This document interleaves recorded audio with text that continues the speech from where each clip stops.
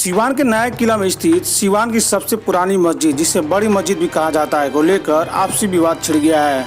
दरअसल पूरा मामला यह है कि सीवान के बड़ी मस्जिद के मुताबिक डॉक्टर शारिक नैयर ने थाने में एक लिखित शिकायत देते हुए मोहल्ले के कुछ लोगों पर गंभीर आरोप लगाते हुए कहा है कि कुछ लोगों द्वारा पिछले 40 वर्षों से मस्जिद में आ रहे पैसे का गबन किया गया है और किसी तरह का हिसाब आज तक नहीं दिया गया। वहीं इस पूरे मामले पर डॉक्टर शारिक नैयर ने एक प्रेस कॉन्फ्रेंस आयोजित कर बताया कि कमेटी बनाने को लेकर जब आज उसी सवाल को लेकर नया किला के मैदान में एक मीटिंग रखी गई थी, उस दौरान उन लोगों के द्वारा मारपीट शुरू कर दी गई। हालांकि इस पूरे मामले पर दूसरे पक्ष के लोगों का क्या कहना ये भी हम आपको दिखाएंगे, लेकिन उससे पहले देखिए जो नया किला मस्जिद के मुतवली हैं, उन्होंने मीडिया को संबोधित करते हुए क्या कुछ कहा।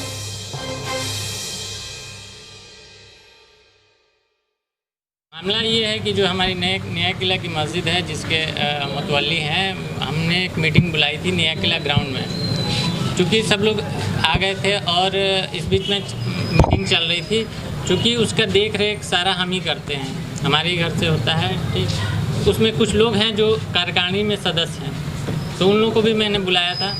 तो चूँकि नया किला जो मस्जिद है, उसके सामने कुछ घर हैं जो लोग ये चाहते हैं कि एक नई कमेटी बन जाए, और चूँकि नई कमेटी में वो चाहते हैं कि सारा पावर उनको दे दिया जाए, और पावर दे के वो फिर उसका, चूँकि पहले जो कमेटी थी वो उसका नाजायज़ फ़ायदा उठाया। उसने 40 साल वो कमेटी चली और 4 महीने का हिसाब दिया। जब उसने रिज़ाइन दे दिया तो फिर हमने उसको अपने अंडर में ले लिया और हम ही देखते हैं। तो अब वो लोग फिर से चाह रहे हैं कि फिर से एक नई कमेटी बन जाए और नई कमेटी बन के फिर से उसमें गबन शुरू हो जाए। तो यही मसला है। तो वो लोग आके एग्रेसिव हो गए और लड़ाई झगड़ा करने लगे। चूँकि उसमें उन लोगों ने कुछ नौजवान को आगे कर रखा था, चूँकि वो ज़्यादा एग्रेसिव थे और मारपीट करने के ये थे, तो मैंने थाना को भी फ़ोन किया और थाना को ये बात मैंने लिखित में भी दी है। चूँकि मुझे, मेरे परिवार को और जो कार्यकारिणी के सदस्य हैं उनको भी ख़तरा है कि उनको कमज़ोर समझ के वो लोग उस पर कभी भी अटैक कर सकते हैं। तो इसलिए मैंने थाना में इसकी पूरी एप्लीकेशन दी। जो आवेदन दिया है उसका क्या मैं ये चाहता हूँ कि उस पर जिन जिन लोगों ने इस तरह की हरकत की है, चूँकि मस्जिद और मदरसे की बात है, तो इस तरह की हरकत नहीं होनी चाहिए। क्योंकि पहले भी इन लोगों ने एक बार मस्जिद में मैंने मीटिंग बुलाई थी और इन लोगों ने मस्जिद में इस तरह की हरकत की थी। एक लड़के ने उठ के कार्यकारिणी सदस्य का कॉलर पकड़ लिया था।